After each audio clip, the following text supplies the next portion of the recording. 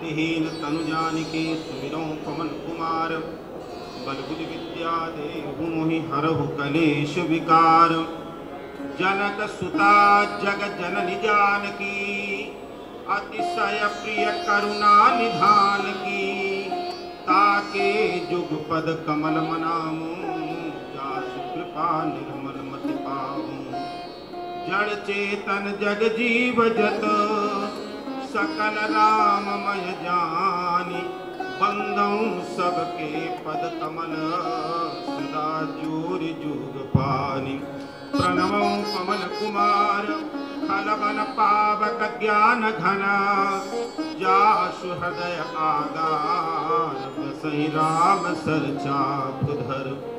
उद्भव स्थिति संहार कारिणीं क्लेश हारिणीं सर्वश्रेयस्करीं सीतां नतोऽहं राम वल्लभां।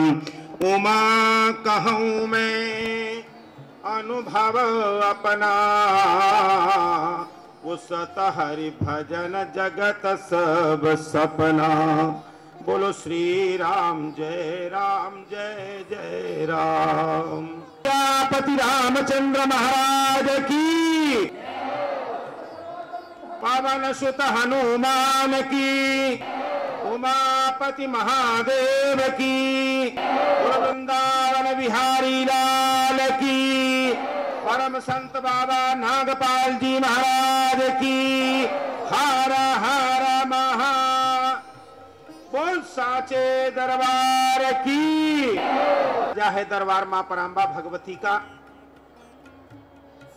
और मां स्कंद माता की पूजा अर्चना, मां भगवती कात्यायनी की पूजा अर्चना। और जो यहाँ पर साधना स्थली है, परमादरणीय परम पूजनीय दुर्गा चरणानुरागी पूज्य संत नागपाल जी महाराज जी ने जो ये अद्भुत छटा बिखेर रखी है, उनके आशीर्वाद से, उनके साधना के प्रताप से, तो यहाँ आकर के जब मां परांबा भगवती के दर्शन होते हैं तो कृतकृत्य हो जाते हैं। मां परांबा भगवती और ये जीवन। और बाबा जी क्या चाहते थे? परम पूजनीय परमादरणीय बाबा संत नागपाल जी महाराज क्या चाहते थे? क्यों इतना विशाल परिसर बनवाया? आप जानते हैं गली गांव में सब जगह भगवती की मूर्ति स्थापित है। आप सब लोग वहां भी दर्शन कर सकते हैं, लेकिन आते हैं क्योंकि यहां पर किसी संत की साधना स्थली और तपस्या स्थली।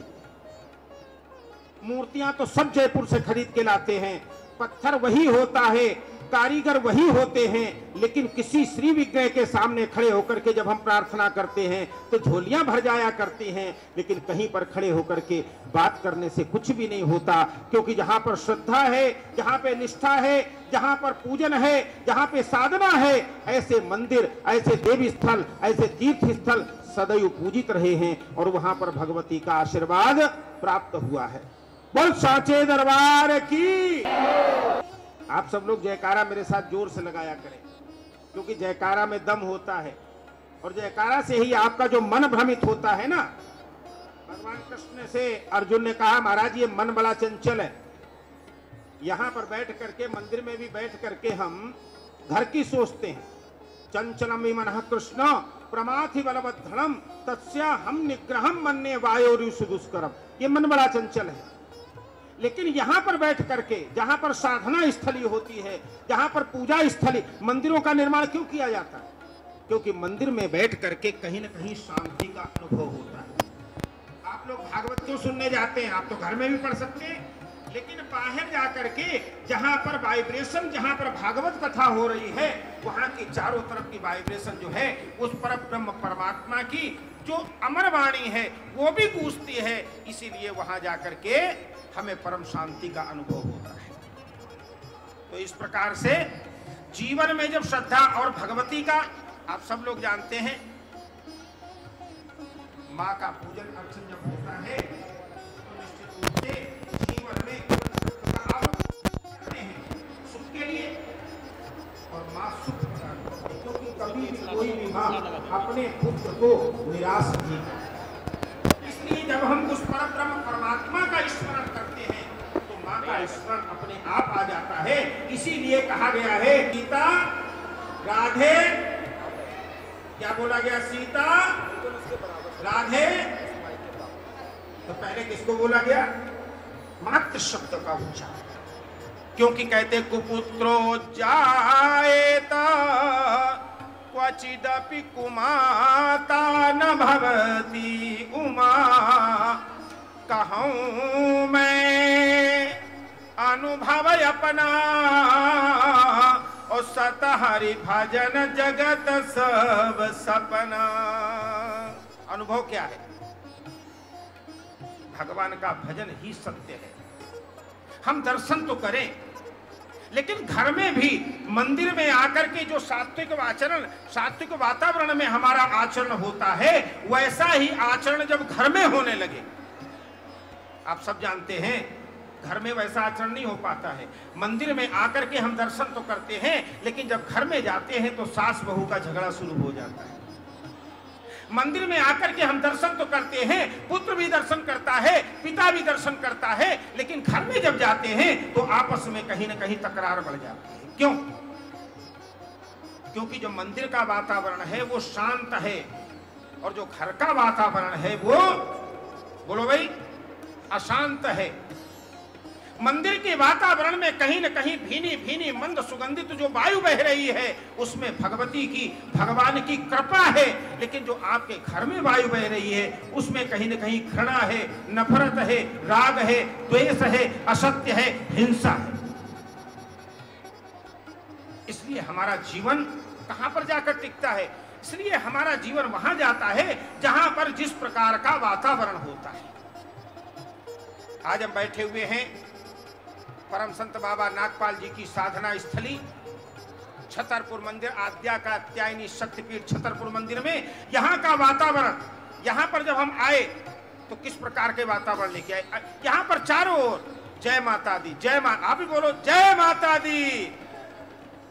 सब लोग क्या उच्चारण कर रहे हैं? जय माता दी। तो ये क्या है? यही तो स्नेह है, यही तो प्यार है, यही तो हिंसा के दूर होने की खबर है कि अहिंसा कहीं न कहीं तुम्हारे हृदय में प्रवेश कर रही है। जब भगवान का नाम मुंह से निकलता है ना, इसीलिए तो कहा जाता है ना कि तुम अपने बच्चों के भी जो नाम रखो, भगवान के नाम पे रखो। मैं ये बार बार सुनाया करता हूं कि तुम अपने बच्चों के नाम, ये जो माताएं बैठी हैं सब जानती हैं, इनके जो बच्चों के नाम होते थे कितने सुंदर होते थे, लेकिन आज वो प्रथा बदल रही है। इसलिए जब मां भगवती आप पर कृपा निश्चित रूप से करने के लिए तैयार है, आप कैसे लेना चाहते, विचार तो ये करना है ना। क्योंकि जब माता पिता के प्रति तुम्हारा सम्मान होगा, कृपा भगवती की तभी मिलेगी। प्रातः काल उठ के रघुनाथा और मातु पिता ही गुरु नाम ही माथा। प्रातः काल उठ के भगवान राम राघवेंद्र सरकार क्या करते थे? आप सब लोगों को पता है ना? हाथ उठाएं, सब लोगों को पता है ना? बताएं, हाथ उठाइए आप लोग। भगवान राम राघवेंद्र सरकार प्रातः काल उठ करके क्या करते थे? माता पिता के पैर छूते थे ना? सही बात है ना? लेकिन आपके बच्चे प्रातः काल उठ करके क्या करते हैं? आप बताइए। अगर प्रातः काल उठ करके हम राम का नाम लेते हैं, हम राम के आदर्श अपनाने की बात करते हैं, अगर हम राम में रति रखते हैं, अगर हम राम मंदिर जाकर के राम नाम जपते हैं, तो हमारे पुत्र को भी राम राम सुबह करना चाहिए। गुड मॉर्निंग और गुड इवनिंग से दिन का शुभारंभ नहीं हो सकता।